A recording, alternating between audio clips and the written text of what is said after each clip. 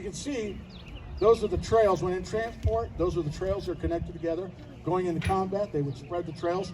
That helped stabilize, lock the gun into position. There are different positions on the gun: loader, gunner, aimer, etc., all on there.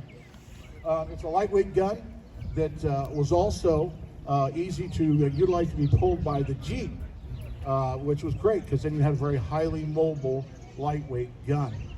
You can see the metal shield on the front provides a little bit of protection, but not much. So you can imagine what it was like in combat, because these were close. I mean, they could fire up to 3 miles with these things, but the problem is at 3 miles, they were not meant as an indirect fire weapon. So in most cases, you're going to have to see that tank coming at you, and if you can see the tank can see you. So, you know, not exactly where you want to be. So, it's lightweight rubber tires, all steel construction on the frame. On the left side, and when we get done with this demo, we invite you folks to come down and take a look at the guns up close, kind of see. But towards the left side of the gun, you'll see an optical sight, and that was their aiming sight to take on or aim at the targets for firing. At this point, we're going to go ahead and have the gun crew fire a few rounds. We're not using the actual standard 37mm rounds. We're using an adapted setup where it uses 12-gauge shotgun blanks. It's still loud, but it's not as loud as the actual rounds. So if you're a little jumpy in your own gunfire, you might get a little bit of a jump out of it. So, you know, it does make a bit of a pop. So, gun crew at your convenience.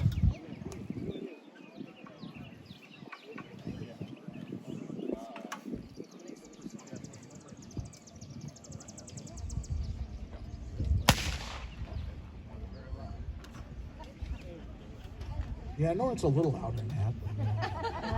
Like when budget cuts, you know, the military cut back on the power charge.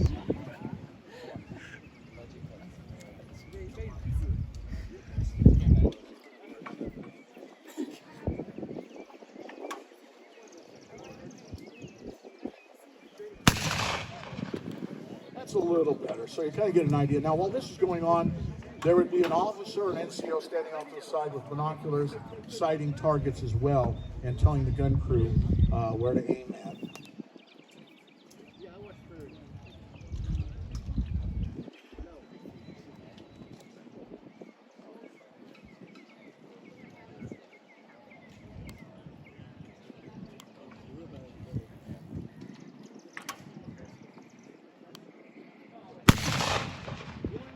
All right, that's a little better. All right, there's 3 rounds. Big round of applause, please, for the U.S. 37mm gun team. Thank you very much. The gun to the left of it is a Soviet-made 45mm AT gun. They started producing these things in about 1937. What originally started out as a 37mm gun, a lot of people don't realize prior to World War II, the Germans and the Russians had a non-aggression pact, and they actually cooperated on a lot of equipment design and things they copied off each other. In this museum, they have examples here. They basically bought the license and the rights from the Germans to start producing the 37mm version, which is almost identical to the German 37mm gun. But the Soviets quickly found out, just as the Americans, that the 37mm round was not as good as they thought because of the upgrade in armor. So the Soviets immediately made corrections to the gun and changed it and upgunned it to a 45mm. Some interesting things about this gun. Can you drop the shields? They did some interesting things that the Germans adopted from the Germans, which is instead of the gun shield being completely stuck in that position, if they wanted to go to low profile and high weeds, they could drop those wings down and then hide down in the grass. So it gave a lower profile, which helped aided the gun crew. Because the armor on that gun there is only 7mm thick, which is still a thick armor, but when there's a lot of stuff coming at you from downrange, yeah, that doesn't hold up very long. The Soviets and the gun crews refer to these as the little 45. They also have another term that I can't use in public around families because your life expectancy on these guns is pretty darn short against the German Panzers. Same situation, left-hand side of the gun, there's an optical gun sight, breech loading, etc. The gun trails do the same exact design as other standard artillery pieces where the trails are closed for transport. They're spread apart for stabilizing the gun for firing. On the gun, you would normally have 4 to 6 men, depending on combat situations, loader, aimer, the gunner, etc. on the gun. You'll notice what's interesting about the wheels. You'll see those spoked wheels on there. For those of you that are automotive aficionados, those might look familiar. Those look like Ford wheels. Well, they are. Prior to the war, the Soviet Union bought a lot of stuff from Ford and factories and such. And so as a result, they utilized a lot of Ford parts on their trucks and other items, including the anti-tank gun there. So if those wheels look familiar, that's because they're the Ford design spoked wheels on the gun.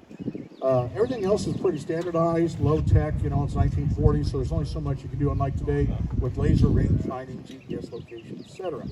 This was a pretty brutal and up close, kind of warfare with anti-tank guns, and these gun crews, both American and Soviet, really put it on the line when engaging enemy armored units.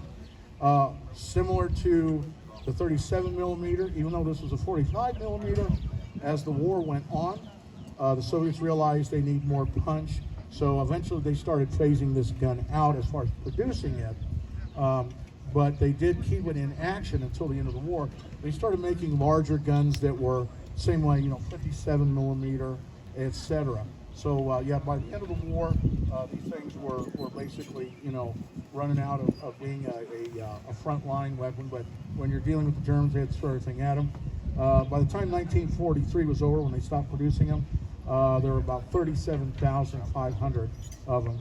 And it weighed a little bit more than the American 37 millimeter. The American 37 millimeter, as I said, was around 1,000.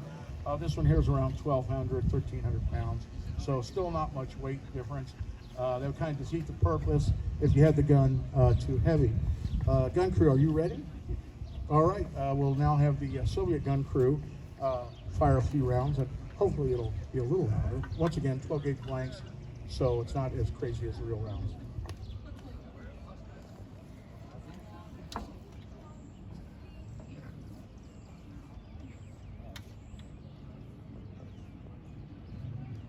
Once again, budget cuts. It must have been getting some of the older ammunition.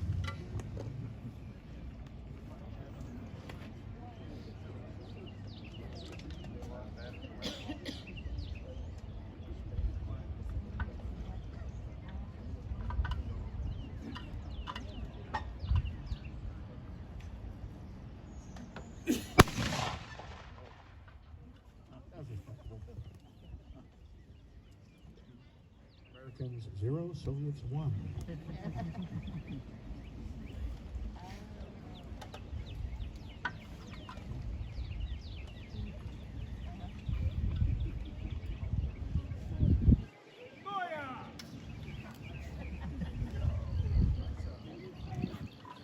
It happens to the best of us.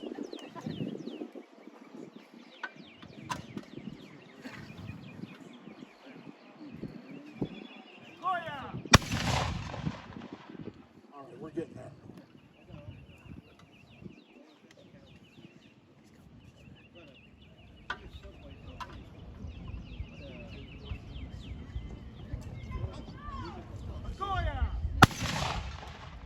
All right, we were able to get through it, so there's our 3 rounds on the Soviet gun. Big fan for Soviet gun. Thank you, guys.